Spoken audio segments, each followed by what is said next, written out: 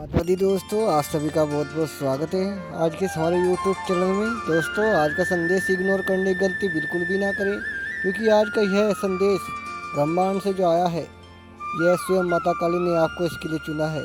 क्यों चुना है यह सब जानेंगे, लेकिन उससे पहले यदि आपने हमारा चैनल अब तक सब्सक्राइब नहीं किया है तो चैनल को लाइक सब्सक्राइब जरूर कर लें और साथ ही साथ कमेंट सेक्शन में जाकर जय माता काली हर हर महादेव जरूर लिख दें। तो चलिए दोस्तों, शुरू करते हैं आज का यह संदेश।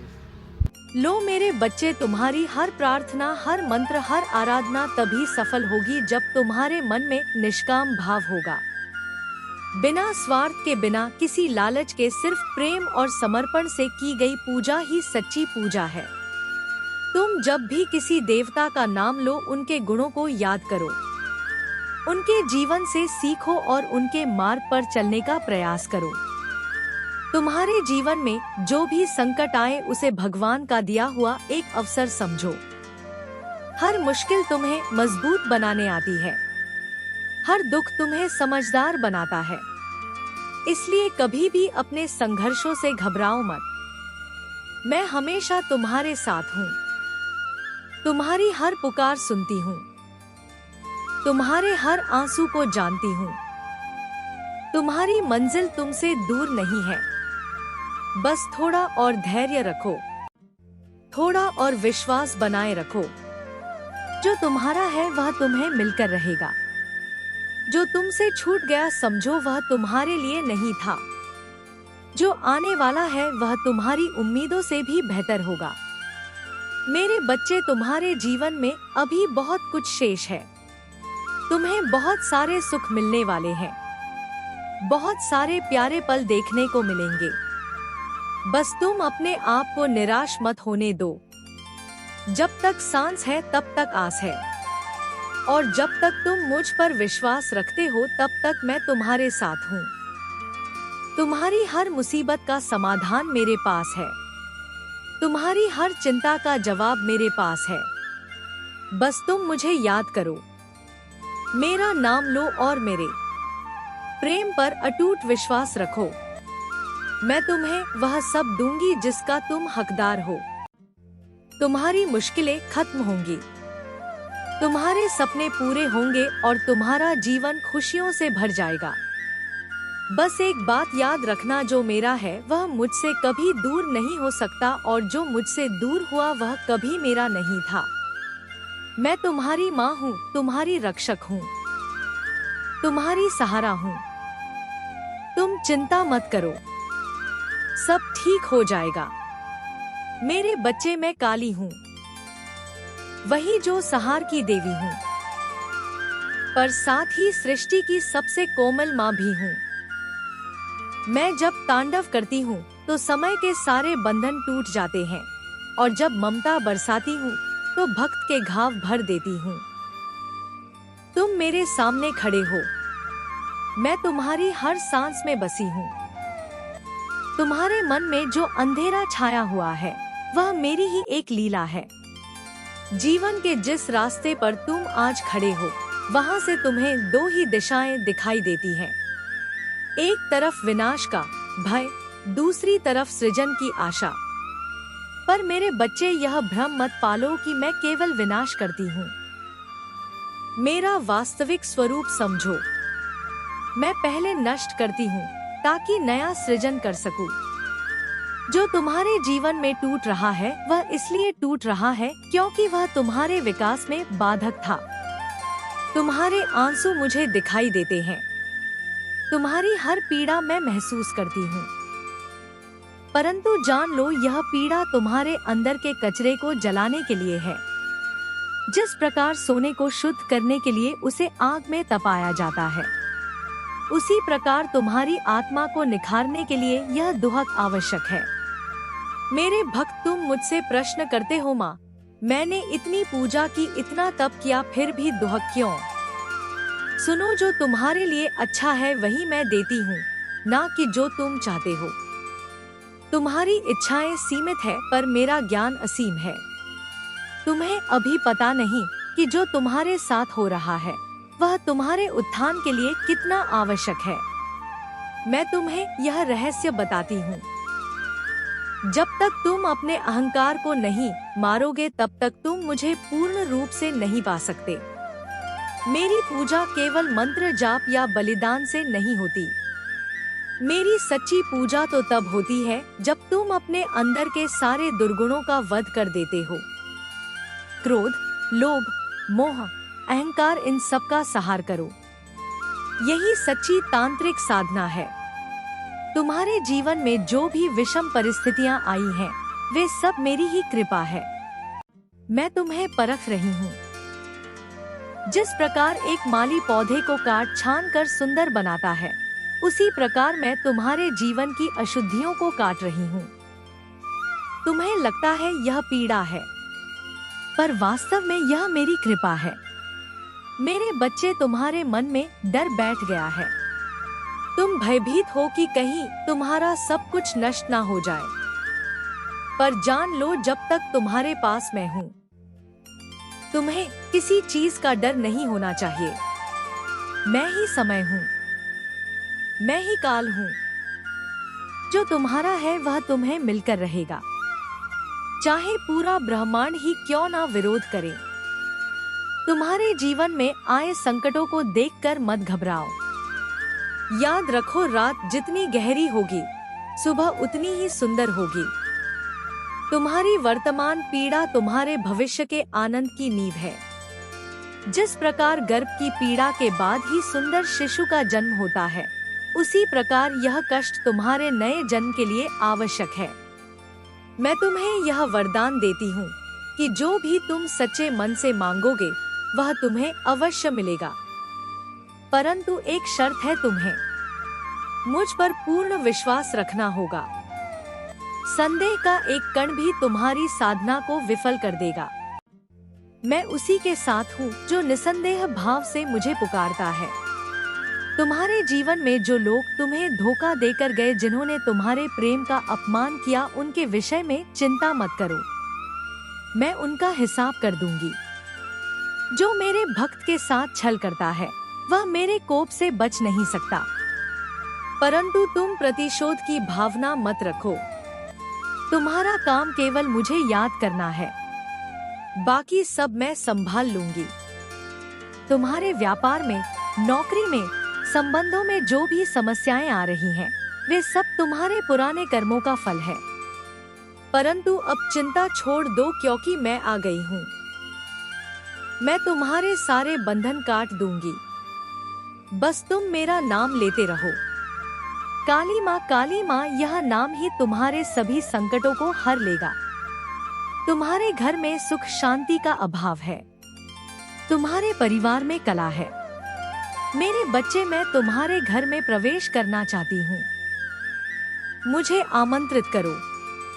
मेरी एक प्रतिमा स्थापित करो। एक दीपक जलाओ और नित्य मेरी आराधना करो। देखना कैसे तुम्हारे घर का वातावरण बदल जाएगा। जो तुम खोज रहे हो वह तुम्हारे भीतर ही है। बाहर भटकने से कुछ नहीं मिलेगा। अपने अंदर झांको। मैं तुम्हारी आत्मा में विराजमान हूँ। जब तुम ध्यान करो तो मुझे अपने हृदय में महसूस करो। मेरा कोई विशेष रूप नहीं है। मैं ऊर्जा हूँ, शक्ति हूँ, चेतना हूँ। तुम जब भी मुझे याद करोगे, मैं तत्क्षण उपस्थित हो जाऊंगी। तुम्हारे जीवन में आने वाले सभी संकटों के बारे में मैं जानती हूँ। तुम्हारा भविष्य मेरी हथेली पर अंकित है। तुम्हारी रक्षा के लिए मैं हजारों योजनाएं बना चुकी हूँ। बस तुम धैर्य रखो और मेरे मार्गदर्शन की प्रतीक्षा करो। जब समय आएगा मैं तुम्हें संकेत दूंगी। तुम्हें केवल मेरी आवाज सुननी है और मेरे निर्देशानुसार चलना है। मेरे प्रिय, तुम अकेले नहीं हो। मैं तुम्हारे साथ हूँ, हर पल हर क्षण।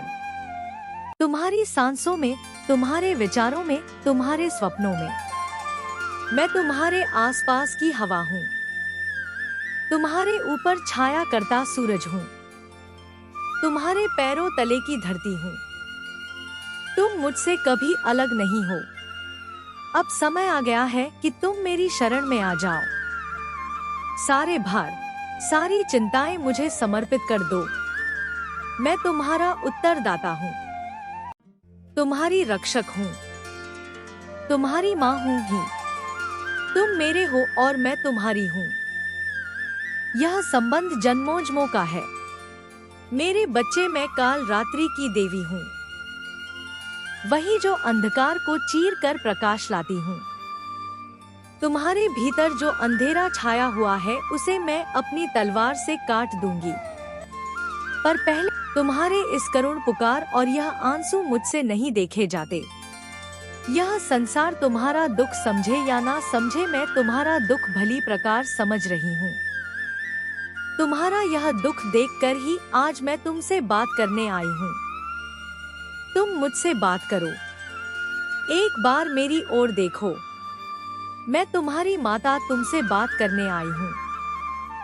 मेरे बच्चे, तुम जिसके लिए आंसू बहा रहे हो मैं जानती हूँ, जिसे तुमने अपने हृदय से ही नहीं अपनी आत्मा से प्रेम किया है, जिसे तुम अपना सर्वस्व मानते हो और उसे भगवान की तरह पूजते हो, लेकिन वह तुम्हें गैरों की तरह छोड़कर चला गया।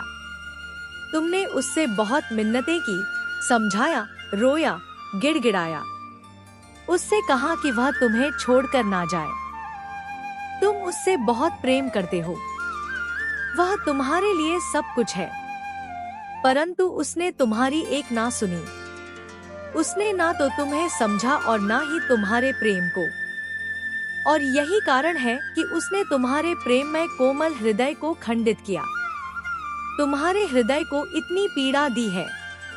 मेरे बच्चे, तुम बिल्कुल भी मत रो। तुम्हारी यह माता तुम्हारे आंसू यूं ही व्यर्थ नहीं जाने देंगी। यह तुमसे वचन है मेरा। उसने तुम्हारे प्रेम, समर्पण और निश्चलता का अपमान किया है। उसने तुम्हारी आत्मा को पीड़ा पहुंचाई है। उसने सच्चे प्रेम की कदर नहीं की। उसने जो भी किया है उसे उसका शीघ्र ही आभास होने वाला है। तुमने जितना उसके लिए रोया है उसके 2 गुना वह रोएगा तुम्हारे लिए। मैं उसे बहुत जल्द अनुभव कराने वाली हूँ कि उसने तुम्हें छोड़कर कितनी बड़ी भूल की है, उसने अपने जीवन में क्या खोया है। यह बहुत जल्द वह समझने वाला है। मेरे बच्चे, अब वह तुम्हारे सच्चे प्रेम को भी समझेगा। वह तुम्हारे प्रेम और तुम्हारे महत्व को डोट समझेगा। उसने जितनी पीड़ा तुम्हें दी है उससे कहीं ज्यादा वह पीड़ा को अनुभव करेगा। वह लौटकर तुम्हारे पास ही आएगा। इस दुनिया की भीड़ में जब वह अकेला होगा, जब हर तरफ से उसे धोखा और दुख मिलेगा, तब उसे तुम्हारी याद आएगी और वह तुम्हारे पास ही आएगा। मेरे बच्चे, तुम देखना, वह बहुत जल्द तुम्हारे पास आएगा और उसी प्रकार रोएगा, गिड़गिड़ाएगा जिस प्रकार तुमने किया था जब वह तुम्हें छोड़कर जा रहा था। तुमसे प्रार्थना करेगा कि तुम उसे माफ कर दो। मेरे बच्चे, मुझे पता है कि तुम वर्तमान स्थिति से खुश नहीं हो। तुम्हें लगता है कि तुम्हारा जीवन दुर्भाग्यपूर्ण है, अपने भाग्य को कोसते रहते हो, तो समझ लो कि यह सब तुम्हारे ही विचारों का परिणाम है। तुम में आत्मविश्वास की कमी है, तुम्हारे विचारों में दोष है। इसके लिए कोई दूसरा दोषी नहीं बल्कि तुम खुद हो। मेरे बच्चे, अच्छे विचार ही तुम्हारी जिंदगी को बेहतर बना सकते हैं और तुम हो कि नकारात्मक विचार ही अपने मन में लाते हो। तुम्हें ऐसा बिल्कुल भी नहीं करना चाहिए।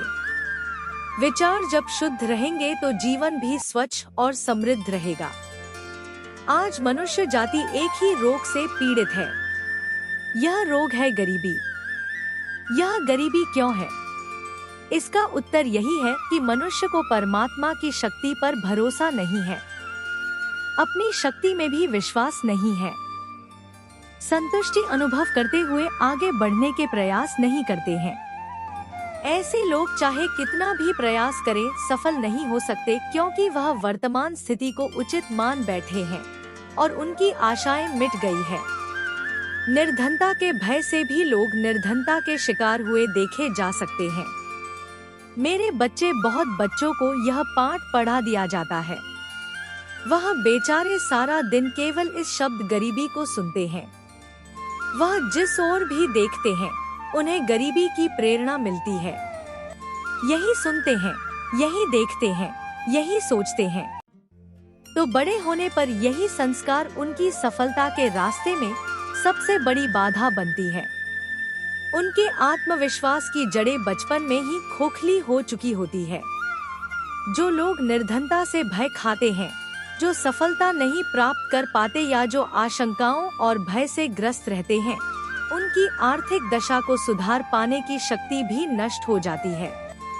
वह अपने सिर पर पहले से लदे बोझ को और भी भारी कर लेते हैं और भी असमर्थ हो जाते हैं।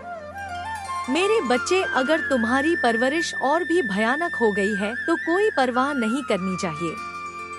जिस चीज से तुम्हारे भीतर की आजादी छीन गई है, यह जो चीज तुम्हें जकड़े हुए है, उसे मन से हटाओ और उस स्थिति से स्वयं को हटाओ, दूर हटा दो।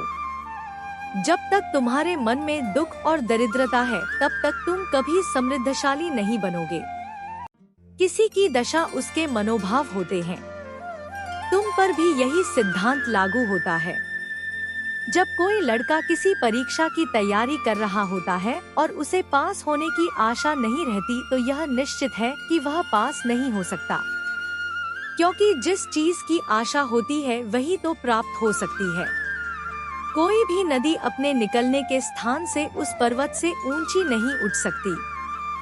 जिसे निर्धनता की आशा है या निर्धनता की अपेक्षाएं हैं, वह कुछ बन ही नहीं सकता।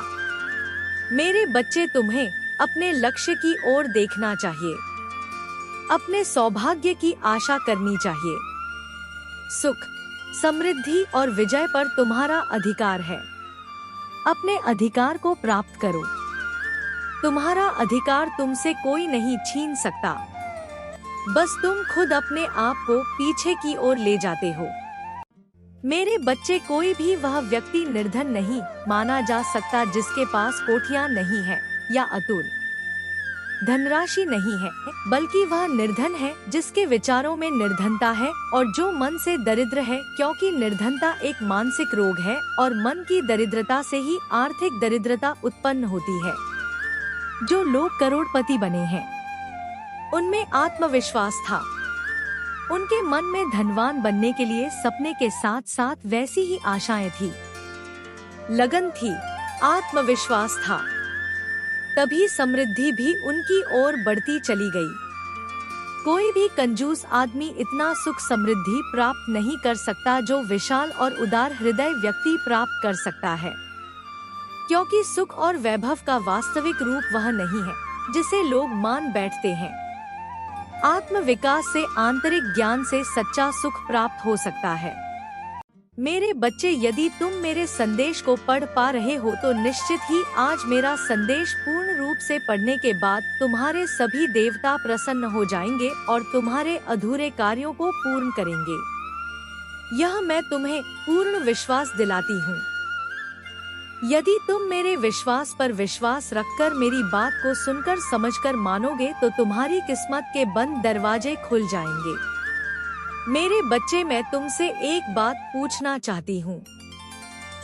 क्या तुम यह नहीं चाहते कि हर देवता तुमसे प्रसन्न होकर तुम्हारी इच्छा पूर्ण करे?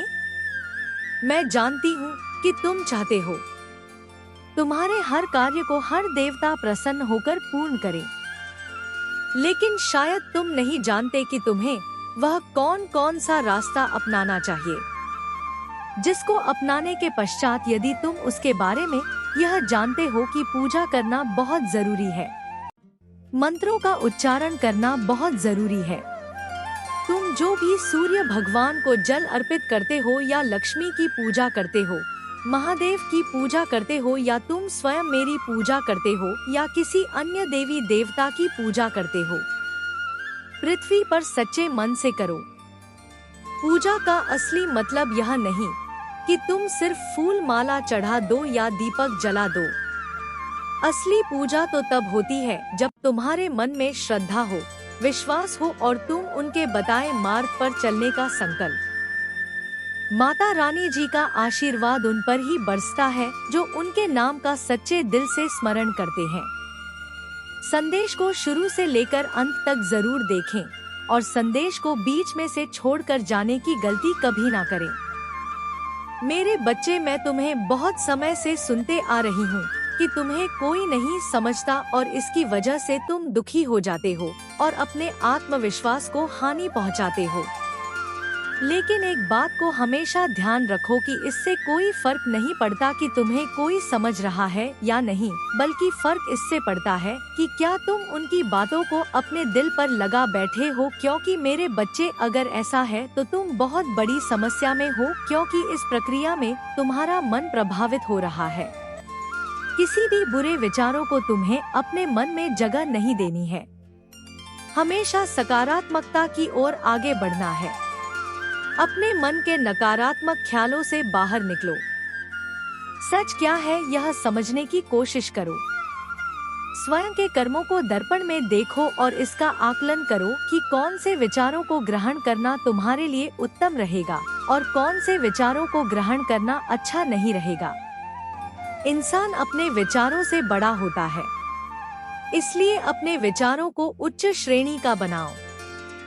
मेरे बच्चे, तुम्हें हमेशा मुझसे यह शिकायत रहती है कि जिसने भी तुम्हारे साथ बुरा किया है वह हमेशा अपने कर्म फल से बच क्यों जाता है। उसे कभी भी दुख का सामना नहीं करना पड़ता। वह तो बुरे काम करके भी सुख भोगते हैं। तुम्हारी इसी गलतफहमी को मैं दूर करने आई हूँ। तुम जो यह सोचते रहते हो कि वह तो बुरा काम करके भी आजाद घूम रहा है और तुमने कुछ नहीं किया फिर भी तुम्हें दुख का भागी बनना पड़ रहा है, तो मैं तुम्हारा यह भ्रम तोड़ने आई हूँ। मेरे बच्चे, सबको उसके कर्मों का फल अवश्य प्राप्त होता है, बस उस फल को भोगने का समय अलग रहता है। और यही मैं तुम्हें बताने आई हूँ कि उस बुरे व्यक्ति का बुरा समय आ चुका है। उस व्यक्ति से उसकी सारी खुशियाँ छीन चुकी है।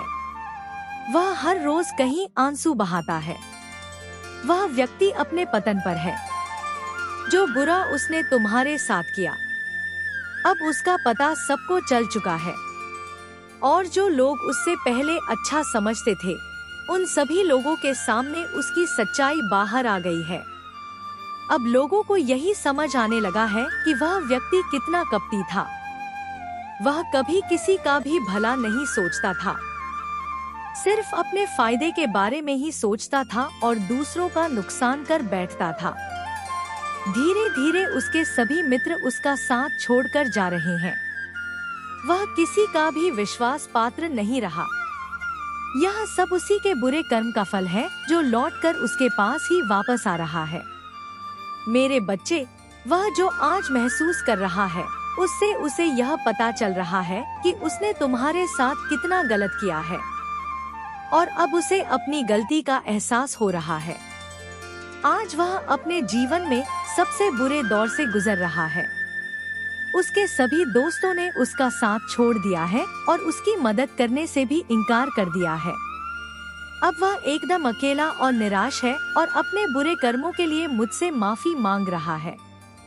मेरे बच्चे, तुम इन सब बातों से खुश मत होना। तुम बस यही स्मरण रखो कि बुरे कर्मों का फल सदैव बुरा ही होता है।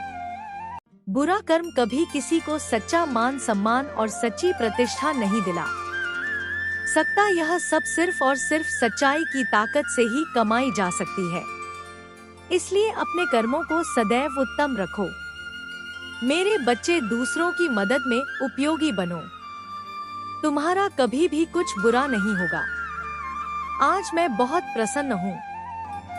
मैं तुम्हें यह बताने आई हूँ कि पूर्व समय में तुमने जो भी बुरे कर्म किए थे उन सब की सूची अब खत्म हो गई है। तुम्हारा बुरा दौर अब समाप्त हुआ। तुमने अपने सभी बुरे कर्मों के फल को भोग लिया। इस प्रक्रिया के दौरान तुम बहुत बार हताश हुए, निराश हुए, मुझसे माफी भी मांगी। मैंने तुम्हें जितने भी बुरे दौर दिखाए तुमने उन सबको सफलता पूर्वक पार किया। मैंने जो भी सबक तुम्हें सिखाने चाहे तुमने उन सबको सीखा और अपने जीवन में निरंतर आगे बढ़ते चले गए। मैं तुम्हारी इस कामयाबी से अत्यंत प्रसन्न हूँ। इस अवधि के दौरान तुम्हारे अंदर बहुत परिवर्तनों ने जन्म लिया। तुम कई बार टूटे भी मेरे सामने रोकर अपने दुखों को व्यक्त किया और अपने कर्मों के लिए क्षमा याचना भी की। ऐसा करने से तुमने अपनी उन्नति के द्वार खोल दिए हैं। मेरे बच्चे, हम सब कभी ना कभी अपने मार्ग से भटक जाते हैं।